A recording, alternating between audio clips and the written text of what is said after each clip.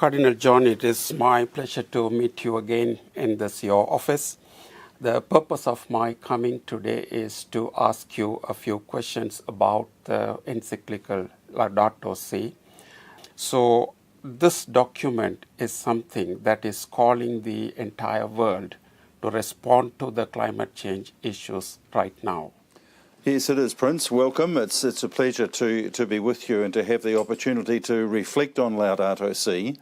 It was published by Pope Francis in May of 2015 and immediately had an enormous response right around the world because of the nature of the document and because so many people are concerned with the issues of climate change. For example, he's talking about the coral reefs of the world and the subtropical seas that shelter approximately 1 million species, including fish, crabs, etc. And the bishops of the Philippines said, "Who turned the wonder world of the seas into underwater cemeteries bereft of colour and life?" Now, using those sort of images really has an impact on people. And right at the beginning of the document, he also, at quite some length actually, quotes the ecumenical patriarch Bartholomew, who had another way of putting the challenge of the climate change issue out there in the world. He said that solutions are not only in technology but in a change of humanity. And Bartholomew said we are to replace consumption with sacrifice, greed with generosity, wastefulness with a spirit of sharing, and asceticism which entails learning to give and not simply give up. It's a way of loving, of moving gradually away from what I want to what God's world needs. And I think that's the message of the whole encyclical. That is promising. In other words, instead of a document being published from the center for the rest of the world, Pope Francis has taken the message of the world and given a highlight of that for the world to listen to and to act on. So it is a practical guide for the whole world and particularly for the churches. And throughout the document he talks about that. I mean, we were astounded when we began to read it and found some of the things he was saying and knowing that he had to have some good scientific expertise advising him. And of course he does talk about various areas of the world. You're talking, the conference is going to be addressing the Pacific, and we know through some of our own research, for us, for example, Caritas did a big climate change survey and research, and we know, and it's known widely, that places like Kiribati and Tonga are desperate because of rising sea levels and therefore people not being able to grow their staple crops such as taro and such things. One of the things I read very recently said in 20 to 30 years' time there will be more plastic in the sea than the number of fish.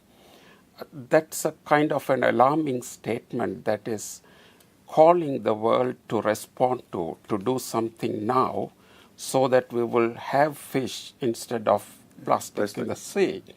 Now, that brings us to ask, the cry of the earth and the cry of the poor are linked to one another. It's more like two sides of the same coin. Now, do you see that it is important for the churches to hold the cries together, to address the two together towards sustainability?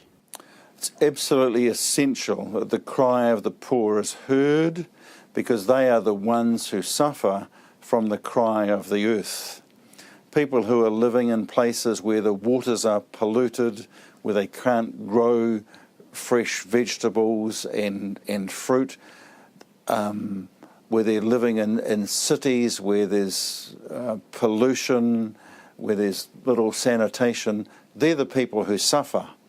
And the world suffers, the earth suffers because of that.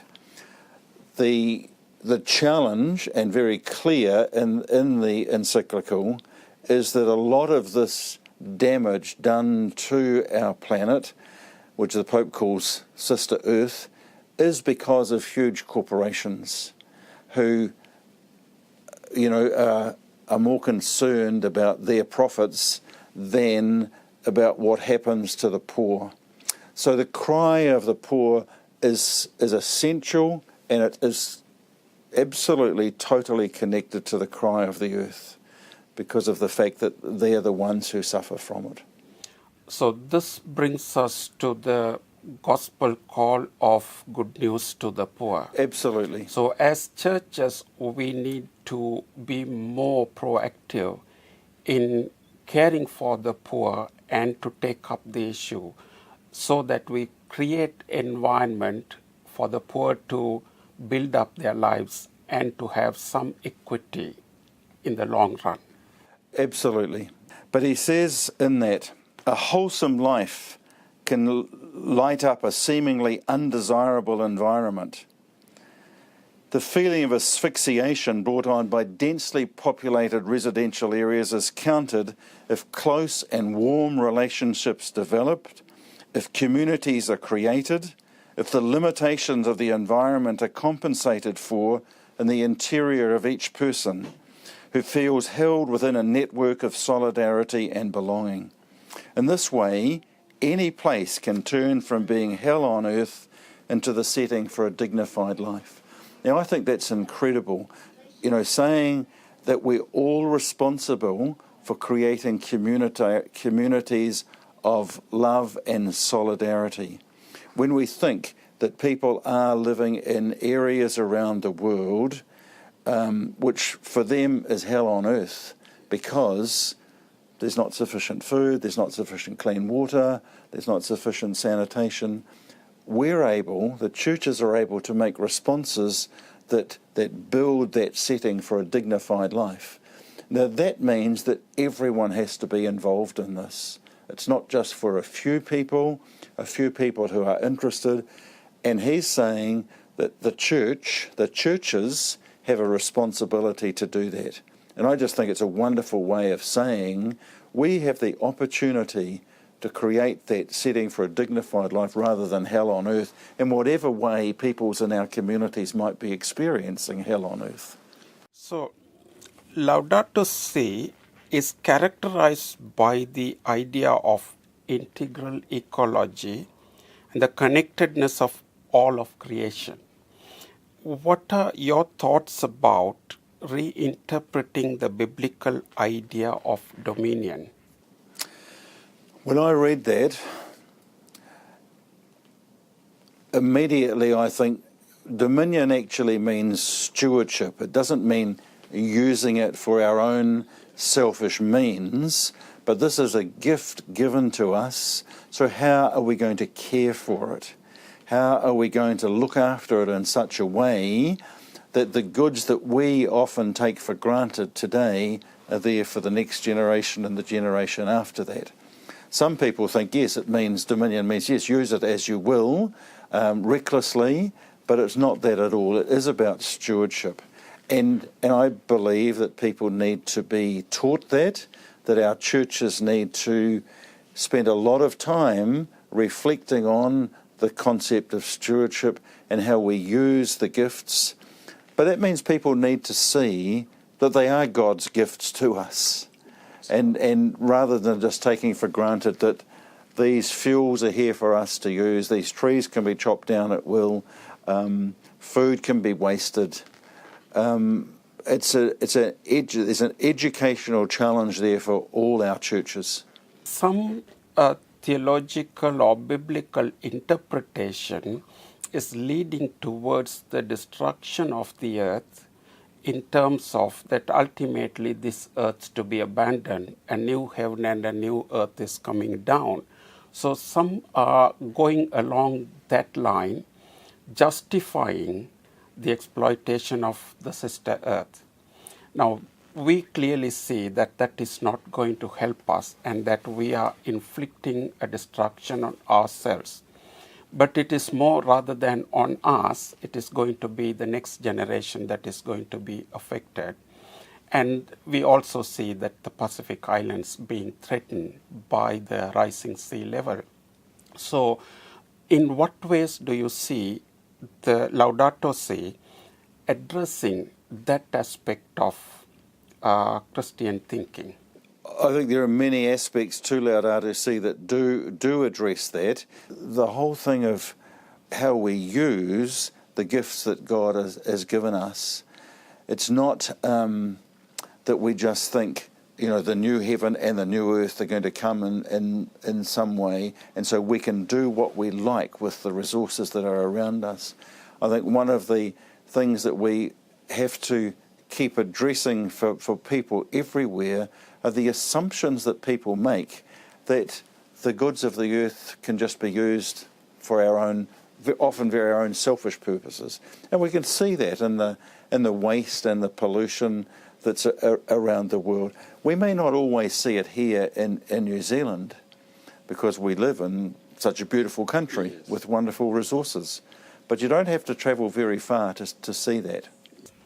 So, how can the churches contribute to the economic transition as institutions or at local parish level? In one part, the Pope talks about the world we live in is the caress of God, and obviously many people wouldn't even think of that.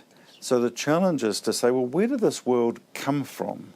How did it get here in the first place? And how do we get people to see that it is all gift? That's actually what stewardship is all about. We realise that everything is a gift from God, and particularly the world we live in. So how do we use it in such a way that all people can benefit from it, not just a few people? So where do the churches play that role? I think it's in speaking out about issues that we would say are social justice issues, when the poor are deprived, when the rich get richer and the poor get poorer. The church has to be there. It's not an optional extra. It's something that the church has to keep speaking out about in order to make very clear that this is our common home, our sister earth, and we all have that responsibility to look after it. So, what you are highlighting here is the church's role as an educator. So, on the one hand, we need to educate or create awareness among those who are responsible for the degradation now. And on the other hand, we need to create awareness and educate the younger generations so that when they when they become leaders and responsible persons, they act consciously about caring for the earth. So in that sense, do you see that the church can have a larger impact on ecological education, linking it with its spirituality, so that we can make intervention in schools, in theological colleges, in religious education institutes, and other general educational places where we can talk more about this? Absolutely, and it's great to see the things that are already happening. I'm delighted when I go to some of our schools and find the projects that they're undertaking to help them to become more aware of these issues, where some of our schools don't have rubbish bins so that the kids just can't throw things away. They have to take it home or learn not to produce so much refuge and waste, where they're being taught how to plant gardens. I know some of our schools are saying, what about things like, if we're building new classrooms, putting in solar panels, that kind of thing. But we have to keep on doing more and more of that, because there are still a lot of people who are not aware of the issues. And the whole tone of the encyclical is to create that much deeper awareness generally, not just among a few who are interested, but somehow to get people to see that it is everyone's responsibility. I've been delighted at the way that our young people, especially our secondary school people, are responding to, there's been a lot of interest in this encyclical in the last 12 months, because it's something that many young people are very aware of and concerned about, the way that the world's goods are being plundered, are being used randomly with no thought. So the church has a huge responsibility in looking, as you say, in our schools, theological institutes, but also, as you were saying, in our parishes, highlighting to people. And it's very easy to do that it's not just an environmental issue, it's a spiritual, human issue as well, because of the fact that this is our common home. So in that kind of a situation, I see that we are living in a greed-driven world where every bit of earth is being converted into money. In this process of money-making degradation of the environment, if it is ignored, it is going to have far worse consequences. So how does Laudato Si address such difficult issues, and how does this guide our responses to climate migrants and refugees? I'd say the response to that is that whole challenge that was summed up in a way by the Pope quoting the ecumenical patriarch Bartholomew by talking about people are asked to replace consumption with sacrifice, that sometimes we have to say, I can't just use things as I will. I've got to sometimes learn how to go without something. Greed, to replace greed with generosity. It's asking people to be more generous and to be aware of the climate refugees, of the people who suffer, who are forced from their homes. And we, here in our own diocese, and I guess in other parts of New Zealand, we have many people from Kiribati who have come here because of the rising sea levels there. And that's just not like that's in our own backyard, really. And it's, in a way, it's the call to help people to see that if these gifts are given to us, then we should be sharing them and not just using them for our own purposes, but sharing them with all people to create a better world, a world, as I said before, that's a setting for a dignified life. Now, I would like to touch something more difficult in terms of the political climate. Now, the dominant interests are connected to power. And the cry to address the issue of climate changes is from under, where the powerless and the wealthless, they are the victims of this concept. So do you have any thoughts on striking a power balance in sustaining our common home, the Sister Earth? I think that's also where we're called to enter into dialogue with people who are the wealthy and the powerful, to try and help them to see that their attitudes are often that of consumption, of looking after themselves. And we can do that through things like we had someone from Caritas, of course, speaking at the Climate Change Conference last year in Paris. We've spoken with government about it from time to time. So we've got to address it at that level too, and not be afraid to do so in order to try and change thinking, because one of the things very clear in the encyclical is that human thinking and human behaviour has to change if we want everyone to respect the planet that we have, respect the earth that we have. Because it's, as I said several times, it's not just for a few, it's for everyone. That means human thinking does have to change if the thinking of so many, and it is, about, well, this is our right, we're privileged, and it's our privilege to use what we have as we will, because we're powerful and wealthy. So it's speaking out at a level and being prepared to enter into dialogue. And that's why it's great too that it's not just the churches, but there are many organisations here in New Zealand who are looking for ways. And my hope, you know, a document like this, it's only a year old. It's going to take a long time for people to actually grasp these concepts that Pope Francis has put before the world. And he's not the only one, but he's had the platform, as we could say, as the Pope, to speak to the world, and hasn't hesitated to speak out about it.